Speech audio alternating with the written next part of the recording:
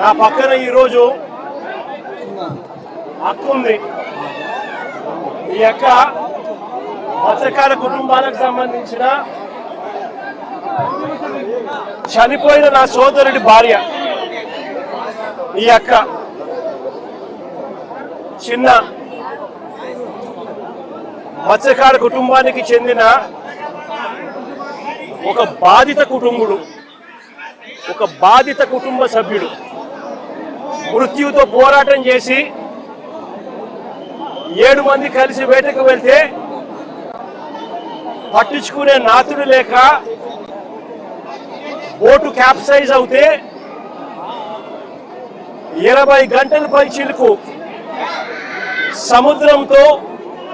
సముద్రంలో యుద్ధం చేసి మిగిలిన 6 మంది చనిపోతే కేవలం ఒకే ఒకడు బాధితుడు, ఒకడు మాత్రం బతికినాడు. చిన్న ఇంకొక అక్క ఇంకొక బాధితురాలకు సంబంధించి ఇంకొక బాధితుడికి సంబంధించిన భార్య. పెద్దమ్మా వీళ్ళందరూ ఈరోజు వీళ్ళందరూ కూడా ఈరోజు ఎందుకు మీడియా ముందర నిలబడ్డారు, ఎందుకు వీళ్ళందరూ కూడా జరిగిన అన్యాయానికి గొంతు విప్పి మీడియా ద్వారా వాళ్ళ బాధను తెలియజేసే కార్యక్రమం ఎందుకు చేస్తా ఉన్నారు అన్నది మానవతా దృక్పథంతో ప్రతి ఒక్కరూ కూడా ఆలోచన చేయాలి. నేను అడుగుతా ఉన్నాను, ఇదే ప్రభుత్వం జరిగిన ఘటనను ఒకసారి చూస్తే, జరిగిన విషయాలను ఒకసారి గమనిస్తే అసలు ప్రభుత్వం అన్నది ఎంత అన్యాయంగా బిహేవ్ చేసింది, మానవత్వం అన్నది లేకుండా ఎలా బిహేవ్ చేసింది అన్నదానికి ఈ ఉదాహరణ ఒక అద్దం పడుతుంది. జూలై 1వ తారీఖున చిన్న తనతో పాటు మరో 6 మంది, అంతే మొత్తం 7 మంది కలిసి వేటకు బయలుదేరినారు. తన బోట్లు వేట కూడా బోటు క్యాప్సైజ్ అయ్యే ప్రదేశం వచ్చేసరికి కేవలం 10 మైళ్ళు విశాఖపట్నం గంగవరం పోర్టు నుంచి విశాఖపట్నం పోర్టు గంగవరం పోర్టు ఇక్కడ నుంచి కేవలం 10 మైళ్ళ దూరంలోనే ఈ క్యాప్సైజ్ జరిగింది, ఈ బోటు ఘటన జరిగింది. 2 గంటల జూలై 1వ తారీఖున తాను వేటకు పోయి జూలై 4వ తారీఖున అంటే 3 రోజుల తర్వాత జూలై 4వ తారీఖున చిన్న తాను ఫోన్ చేసి 2:31 ఇది తన కాల్ డేటా. తన ఫోన్ నుంచి తాను ఎవరికి ఫోన్ చేశాడు అని చెప్తా ఉన్న కాల్ డేటా, తన ఫోన్ కాల్ డేటా.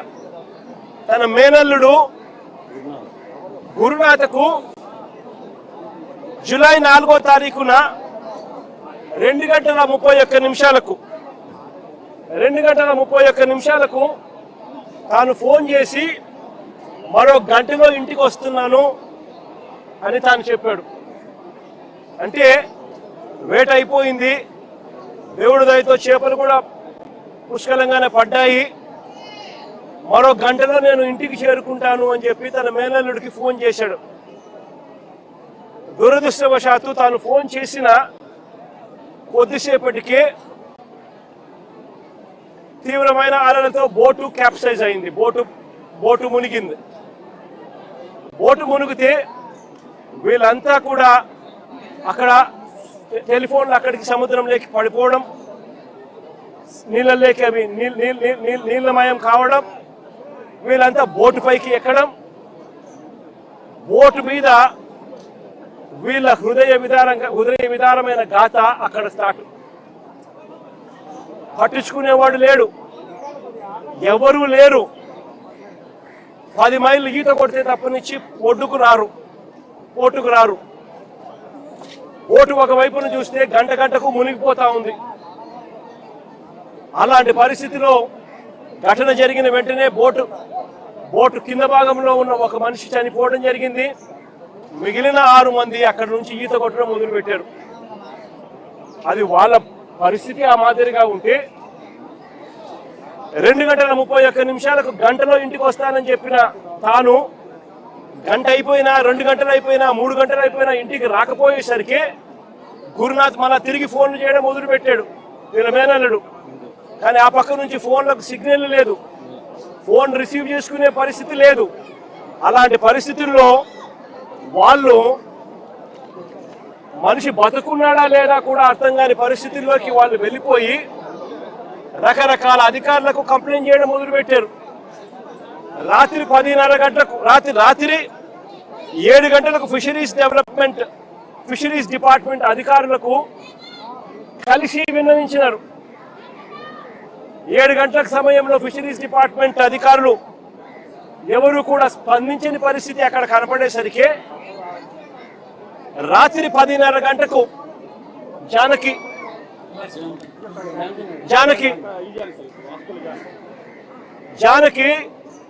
కలెక్టర్లకు, సిఐకి, కలెక్టర్కి, మెరైన్ సిఐకి ఇద్దరికి కూడా తాను మెసేజ్ పెట్టాడు. రాత్రి 10:30 గంటలకి పెట్టిన మెసేజ్ ఇది, జానకి పెట్టిన message. This is Janaki Vasupalli, so and so 8 members of fishermen missed along with fishing boat. Request to please pursue the search operation near Gangavaram coast.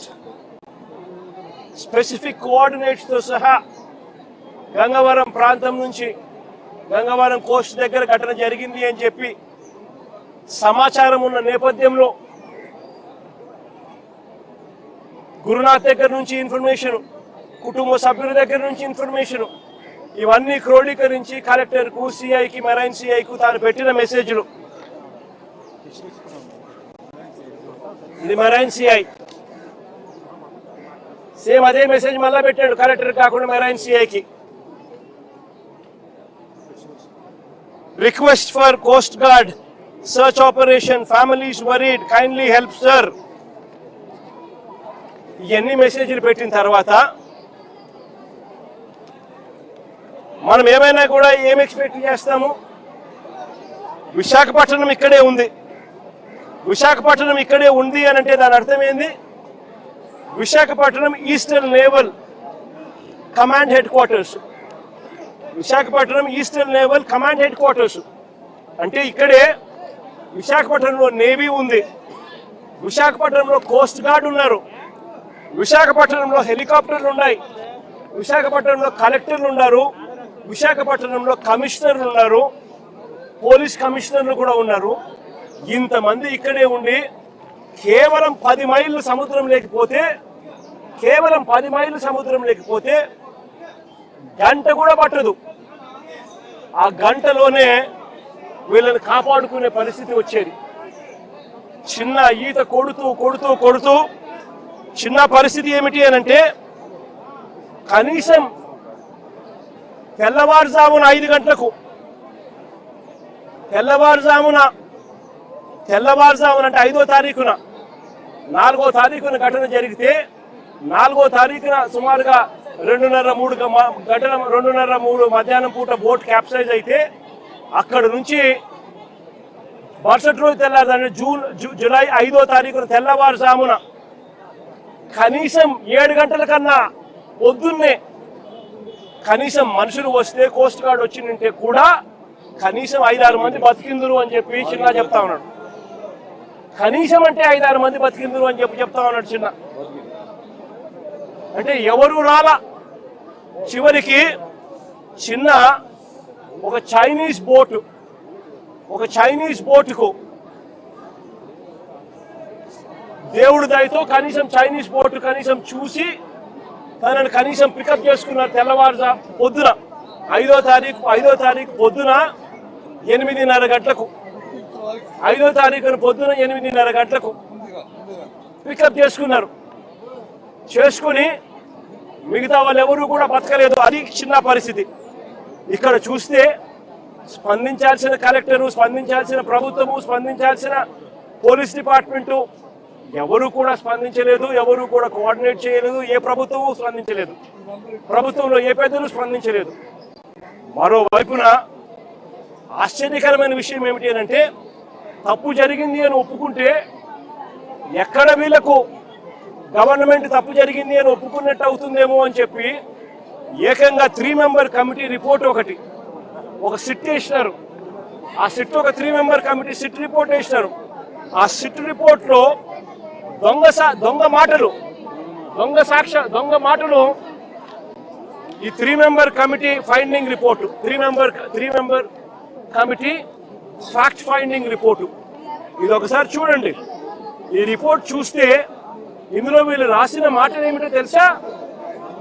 The families of the crew received information about the incident in the early hours of 5th July 2026 at around 5 AM.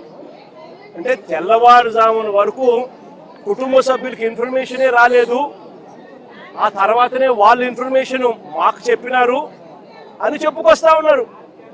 అంటే పట్ట పగలే ఒక తప్పు నువ్వు చేసి నువ్వు కన్నా సరైన సమయంలో స్పందించి ఉంటే వీళ్ళందరూ బతుకుండే వాళ్ళని తెలిసి స్పందించకపోవడం నీ తప్పు అయితే, ఆ తప్పును కవర్ చేసుకునే దానికి నీ 3 మెంబర్ ఫ్యాక్ట్ ఫైండింగ్ కమిటీలో ఇలా తప్పుడు రిపోర్ట్లు రాస్తా ఉన్నారు అని అంటే అసలు ఈ ప్రభుత్వం అన్నది నిజంగా మానవత్వం ఉందా ఈ ప్రభుత్వానికి అని నేను అడుగుతా ఉన్నా.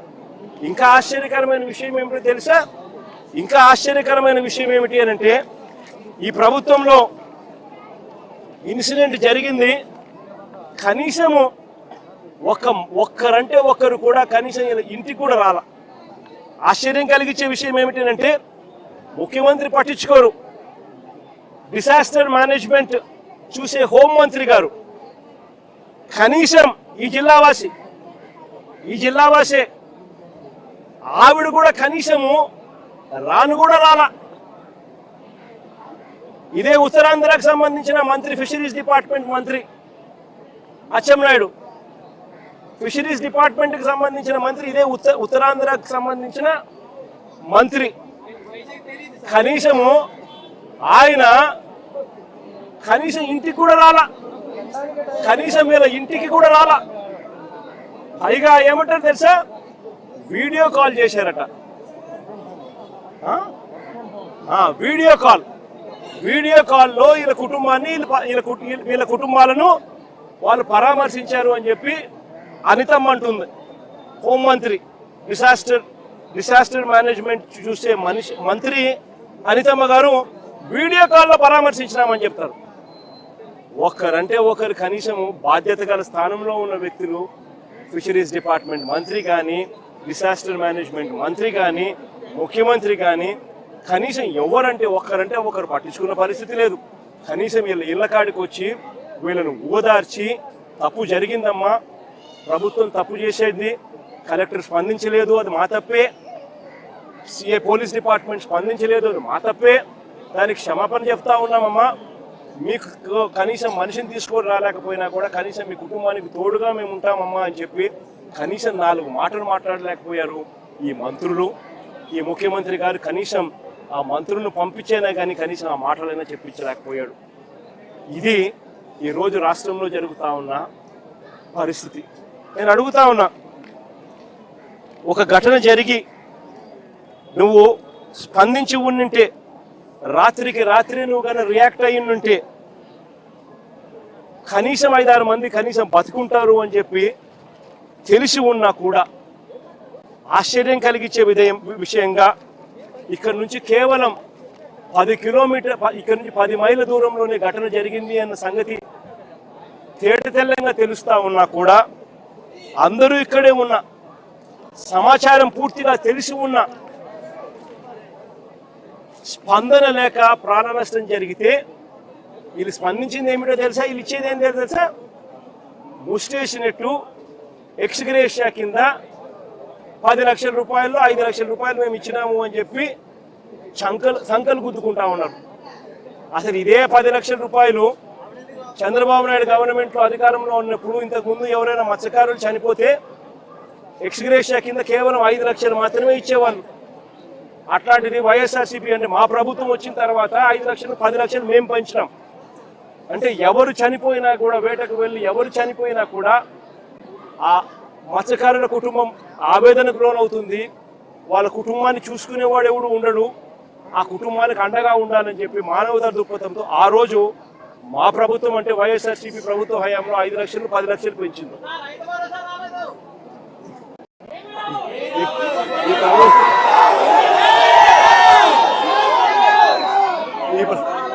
ఈ ప్రభుత్వంలో ఏమీ రాదు, అది పక్కన పెడితే ఆ 10 లక్షలు ఏదైతే అప్పట్లో గత ప్రభుత్వంలో మేము అనౌన్స్ మేము ఏదైతే ఇంప్లిమెంట్ చేసినామో, మామూలుగా ఏ తప్పు జరగకపోయినా కూడా, ప్రభుత్వం ఏ తప్పు చేయకపోయినా కూడా, నార్మల్ సర్కమ్స్టాన్సెస్ లో ఏదైనా దుర్ఘటన జరిగితే ఆ 10 లక్షల రూపాయలు ఇచ్చే పరిస్థితి. అలాంటిది ఇంత ప్రభుత్వం తప్పు జరిగినప్పుడు, ప్రభుత్వమే దీనికి బాధ్యత వహించాల్సిన పరిస్థితి ఉన్నప్పుడు కేవలము ఆ 10 లక్షల్లోనే 5 లక్షలు ఇచ్చి చేతులు దులుపుకుంటాము అని అంటే ఇది కరెక్టేనా, న్యాయమేనా, ధర్మమేనా అని అడుగుతా ఉన్నా.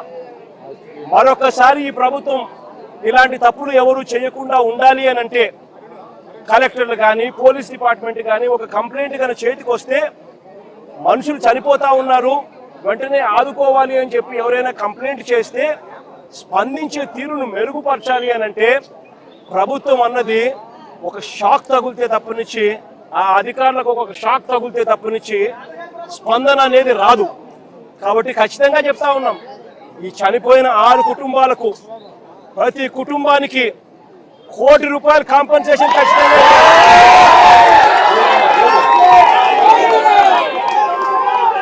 చిన్న బాధిత కుటుంబంతో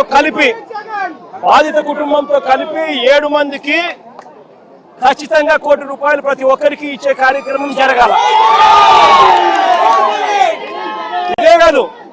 ఇదే కాదు ఖచ్చితంగా బోటు కూడా, కొత్త బోటు కూడా, వీళ్ళు ఏదైతే బోటు పోగొట్టుకున్నారో కొత్త బోటు కూడా తీపిచ్చాల.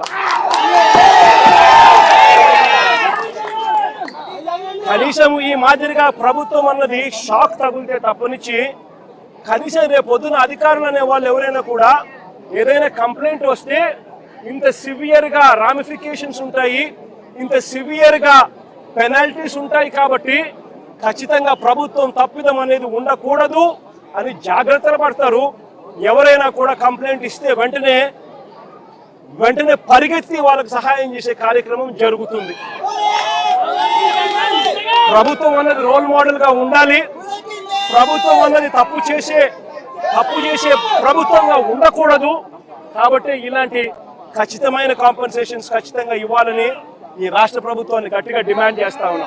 నేను ఇంకొకటి కూడా చెప్తా ఉన్నా, ఈ ప్రభుత్వం కనీసం వీళ్ళని చూడడానికి ఇంటికి కూడా రాలా. కనీసం ఆమె కూడా మానవత్వం కూడా లేని ఈ ప్రభుత్వం. నేను ఇలా ఈ కుటుంబ సభ్యులకు అందరికీ కూడా ఒకటే చెప్తా ఉన్నా, ఈ చెల్లికి చెప్తా ఉన్నాను, ఈ తల్లికి చెప్తా ఉన్నాను, చిన్నకు చెప్తా ఉన్నాను, ఈ ప్రభుత్వము స్పందించకపోయినా కూడా ఎవరు భయపడకండి, బాధపడకండి. కళ్ళు మూసుకొని కళ్ళు తెరిచేసరికి 3 ఏళ్ళు అయిపోతాయి. ఆ తర్వాత మన ప్రభుత్వం వస్తుంది. మన ప్రభుత్వం వచ్చిన 1 నెలలోపే ఈ ప్రభుత్వం ఇవ్వకపోయినా జగనన్న ప్రభుత్వం ఈ కుటుంబాలకు తోడుగా ఉండి 1 నెలలోపే మేము చేస్తున్నాం.